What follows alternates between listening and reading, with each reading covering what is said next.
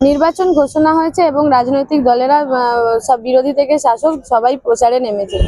এরই মধ্যে দেখা যাচ্ছে হুগলি জেলার মেন্টর এবং শিক্ষা কর্মদক্ষ ডক্টর সুবীর মুখার্জি হঠাৎই অসুস্থ হয়ে পড়েন এবং এখনো তিনি চিকিৎসাধীন আছেন চণ্ডীতলা একটি বেসরকারি হসপিটালে। এই খবর শোনার পর এলাকার বহু মানুষ যারা ওনার থেকে উপকার পেয়েছে, ডক্টর সুবীর মুখার্জি যাদের যাদের পাশে ছিলেন, বিভিন্ন ছাত্রছাত্রী, বিভিন্ন মানুষ যাদের যাদের পাশে ছিলেন, সবাই এসেছে ওনার সাথে দেখা করতে। মানুষ দেখতে এসেছিল, যে মানুষটা সারা বছর হাজার হাজার মানুষের কাজ করে। তো সেই হাজার হাজার মানুষ আগের দিন সোশ্যাল মিডিয়ায় তারা তার দ্রুত আরোগ্য কামনা করেছে এবং তাদের মন কেঁদে উঠেছে এবং বহু মানুষ দেখতে এসেছিল। তার সাথে সাথে চণ্ডীতলা বিধানসভার বর্তমানে যিনি সিপিআইএম প্রার্থী আসিফ আলী এসেছিলেন, প্রাক্তন বিধায়ক ভক্তরাম পান এসেছিলেন এবং ওনাদের মনোজ চল এসেছিলেন। আজকে সকালবেলা বিজেপির মৃত্যুঞ্জয় পাল এসেছিলেন কিছুক্ষণ আগে এবং কালকে চণ্ডীতলা বিধানসভার কংগ্রেস প্রার্থী শেখ আব্বাস উদ্দিন যিনি দাঁড়িয়েছিলেন ওনার পুত্রকে পাঠিয়েছিলেন, শেখ আফতাবউদ্দিন এসেছিলেন। আর একটা কথা বলি, চণ্ডীতলা বিধানসভা টোটাল সুন্দরভাবে সেজে উঠেছে এবং এত মানুষের কি উপকার হয়েছে। তো আমাদের নেতৃত্ব, আমাদের অভিভাবক হসপিটালিটি হয়েছে, আমরা একটুখানি ভারাক্রান্ত ছিল মন, উনি অনেকটা সুস্থ হয়ে গেছেন।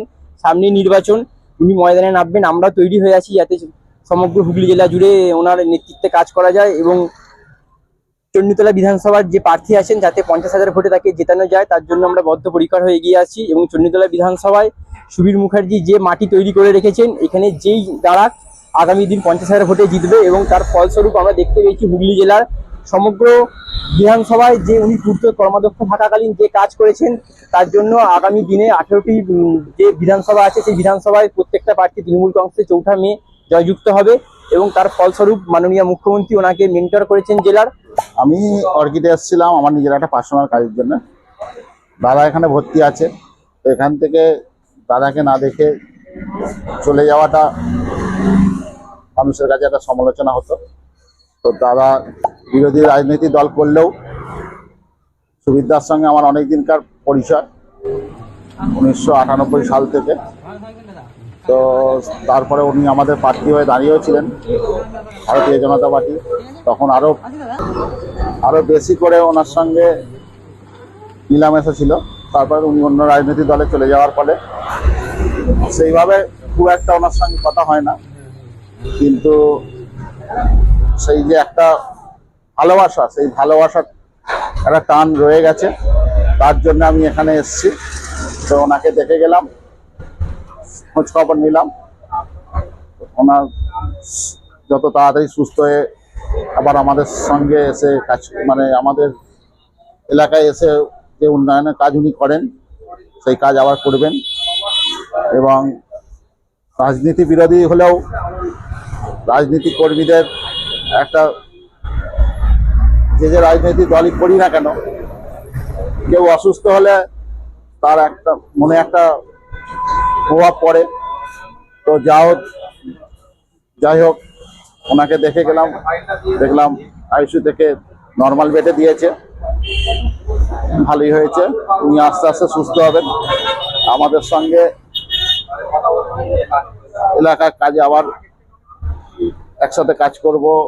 উনি অন্য রাজনৈতিক দল হলেও আমরা একসাথে কাজ করব, এটুকু আপনাদের কাছে বললাম।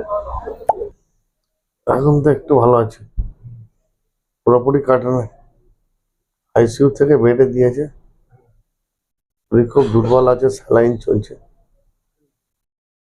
ডাক্তারবাবুরা আসবে, এসে তারা সিদ্ধান্ত নেবে টেস্টের। গ্যাস্ট্রো ডাক্তার হাজার আন্ডারে আছে, সব আসছে ওরা। কি হয়েছিল? ফুড পয়জন, খাদ্যে বিষক্রিয়া হয়েছে। খাদ্যে বিষক্রিয়ার কারণে মানে হ্যাঁ, আগের চেয়ে একটু সুস্থ আছে, একটু সুস্থ আছে।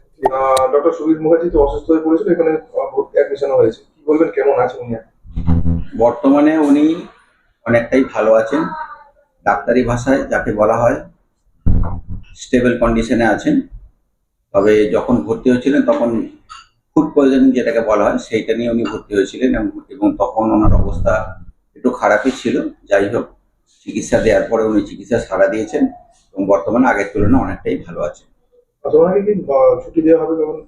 ছুটি আগামীকাল পরিকল্পনাটা করব, ফাইনাল রিপোর্টগুলো সব আগামীকাল বেরোবে, দেখে সিদ্ধান্ত নেব।